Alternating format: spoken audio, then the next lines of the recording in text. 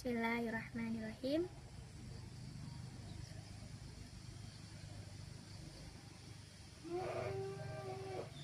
Bismillahirrahmanirrahim. Assalamualaikum warahmatullahi wabarakatuh. Innal hamdalillah nahmadu wa nasta'inuhu wa nastaghfiruh wa na'udzu billahi min shururi anfusina wa min sayyiati a'malina. May yahdihillahu fala mudhillalah wa may yudlil fala hadiyalah. Asyhadu an la ilaha illallah wa asyhadu anna Muhammadan abduhu wa rasuluh. Amma ba'du. Kepada yang terhormat Ibu Dr. Umi Faiyah, Magister Pendidikan, selaku dosen mata kuliah Retorika Dakwah, dan tak lupa kepada teman-teman yang insya Allah dirahmati oleh Allah Subhanahu wa Ta'ala. Puji syukur marilah kita haturkan kepada junjungan kita Nabi Allah Muhammad Sallallahu Alaihi Wasallam yang telah membawa kita dari zaman unta menuju zaman Toyota, dari zaman jahiliyah menuju zaman Islamiyah seperti sekarang ini. Baik teman-teman, sebelum saya mulai berretorika dakwah, saya di sini akan bertanya, hayo, siapa di sini yang sering marah? Siapa yang di sini tidak bisa menahan amarah? Pasti teman-teman tidak luput dengan kata marah dan tidak asing dengan kata marah. Setiap orang pasti mempunyai rasa amarah. Nah, tapi ada beberapa cara mengendalikan marah dan ada juga bagaimana sih agar kita itu tidak sering marah-marah begitu.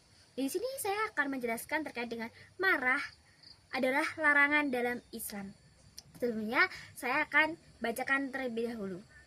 La taghdab walakal jannah, la taghdab walakal jannah. Janganlah engkau marah, karena bagimu adalah surga. Ayo, siapa yang gak asing dengan lagu itu? Pasti teman-teman semuanya sudah tahu bagaimana ketika kita mengendalikan amarah. Oke, di sini saya akan menjelaskan terkait dengan marah. Apa sih sebenarnya marah itu?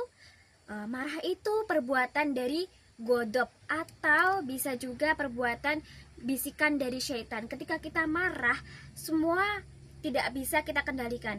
Pikiran, hati, entah perilaku. Bahkan yang menjadi pengaruh buruk adalah lingkungan sekitarnya. Ketika kita berada di lingkup asrama misalnya, atau di lingkup masyarakat misalnya, yang menjadi tujuan awal atau yang menjadi pengaruh lingkungannya itu lingkungan masyarakat atau lingkungan asrama misalnya. Jadi yang terkena pengaruh buruknya itu malah mereka, karena kita tidak bisa mengendalikan marah tersebut.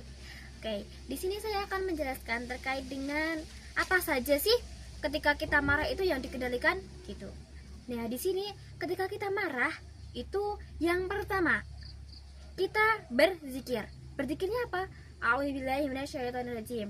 Itu sudah jauhkanlah hamba dari godaan syaitan. Itu hal yang paling sederhana. Mungkin ketika kita marah bisa ingat Allah, astagfirullahaladzim, astagfirullahaladzim, atau a'udzubillahi minasyaitonirrajim. Tapi ketika hal itu kita tidak lakukan, ada tips yang kedua. Ketika kita marah tidak bisa mengendalikannya, kita berdiam diri. Ketika kita udah berzikir, kemudian berdiam diri, merenungi gitu ya. Tapi ketika kita tidak bisa melakukan hal yang kedua tersebut, kita bisa dengan cara ketika kita lagi duduk, kita berbaring, mengubah posisi duduk kita gitu. Terus ketika kita sudah berbaring kok tidak manjur, silahkan bisa berwudu, bisa ambil wudu begitu. Ketika kita ambil wudu, insya Allah pikiran fresh, kemudian marahnya itu bisa reda dan kita bisa mengendalikan amarah kita. Kemudian pasti teman-teman juga setiap harinya ada mendengarkan orang-orang yang marah, kemudian diri kalian juga marah. Nah, apa saja sih hal yang merugikan marah itu?